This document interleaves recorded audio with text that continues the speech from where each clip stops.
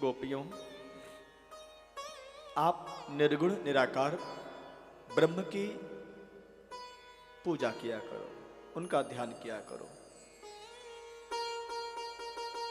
गोपियों ने कहा, उद्धव मेरे पास तो एक ही मन था, तो मेरा श्याम सुंदर ले गया, अब कोई दूसरा मन तो है नहीं। अब मैं आपके उपदेश को कैसे सुनूं? क्योंकि उपदेश जब मन से सुना जाएगा तभी तो हम उसको अपने जीवन में लागू करेंगे। आपका उपदेश सुनने के लिए मेरा मन है ही नहीं। गोपियों ने उद्धव जी से कहा, उद्धव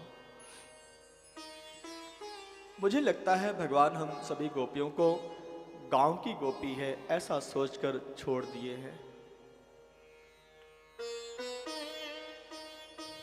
लेकिन उद्धव मेरा एक निवेदन भगवान से बोलना। क्या? कृष्ण तुम तो युवराज बन गए हो, राजा बन गए हो, तुम्हारे भवन में अनेक दास और दासी होंगी सेवा करने के लिए। श्री राधे, तो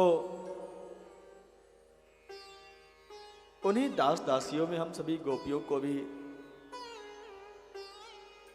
बुला लो। लेकिन ध्यान देना उद्धव, बिना बुलाए हुए हम भगवान के पास नहीं जाएगी। नहीं तो आप सोचो प्यारे, मथुरा और वृंदावन में कितनी दूरी है।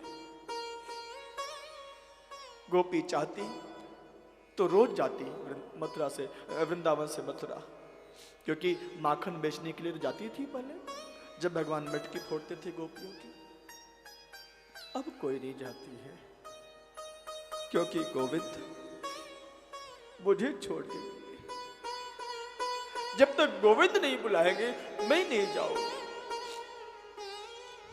और मैं एक बात और बताऊं प्यारे, गोपियां नहीं गई, 50 वर्ष बीत गया, 80 वर्ष बीत गया, 100 वर्ष बीत गया, जब भगवान ने सोचा है कि अब इनको बुलाना चाहिए, एक संदेश वाहक भेजा था, जाओ कुरुक्षेत्र में हमारे ब्रजवासियों को बुलाकर ले आओ। सूर्य ग्रहण के समय सब वृंदावन वासी, मथुरा वासी, द्वारकापुरी के वासी कुरुक्षेत्र में मिलते हैं प्यारे। गोपियों ने कहा, उद्धव आप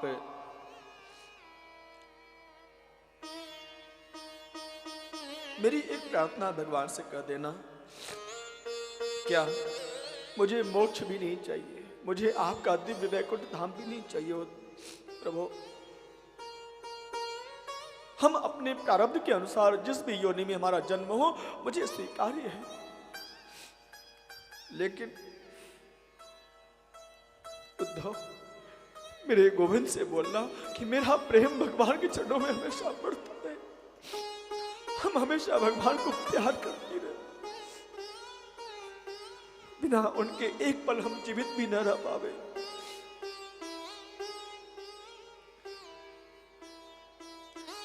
उद्धव मेरी प्रीति उत्तरोत्तर बढ़ती रहे भगवान के चरणों में। जो भगवान इतना, जो कृष्ण इतना निष्ठुर हो गया, जो भगवान इतना निर्दयी हो गया कि हमको छोड़ के चला गया, मैं उसी से प्रेम करूंगी, क्योंकि वैसा भगवान कोई और नहीं है। कहां मैं जाऊं, किसके पास जाऊं? उद्धव बस यही मेरी अभिलाषा है, यही मेरी कामना है। जेहि जोनि जन्मो कर्म बस, तह कृष्ण पद अनुराग।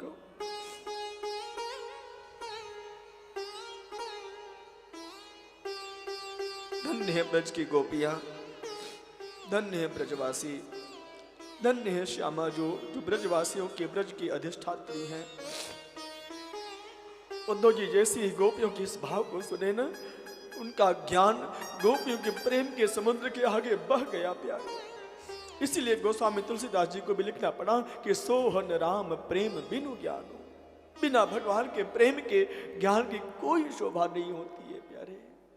इसलिए मैं आप सभी से एक बात अवश्य बोलूंगा प्यारे, आप कितने पढ़े लिखे हो, कितने आप नहीं पढ़े लिखे हो, इसको भूल जाओ। बस भगवान से प्रेम करना, भगवान कृष्ण से प्रेम करना, उन पर कभी दोष मत देना। आजकल लोग बात बात पे भगवान को दोष देते हैं। पता नहीं भगवान ने हमारा भाग्य ऐसा क्यों बना दिया। आपने जो कर्म किया, ये गोपी भाव है प्यारे। जेहि जोनि जन्मो कर्म, बस जो आपने अच्छे अथवा बुरे कर्म किए हैं, आपको उसका फल भोगने के लिए यहाँ पर आना पड़ेगा प्यारे। लेकिन जहां भी रहो, अमीर हो, गरीब हो, फकीर हो, पुत्र हो, बेटा हो, बेटी हो, वृद्ध हो, युवान हो, सब जो जहां हो प्यारे, जितना भगवान ने आपको समय दिया है, आप सब केवल और केवल अपने गोविंद से प्रेम करना। लेकिन कैसे प्रेम करना प्यारे? राधा भाव से प्रेम करना, गोपी भाव से प्रेम करना।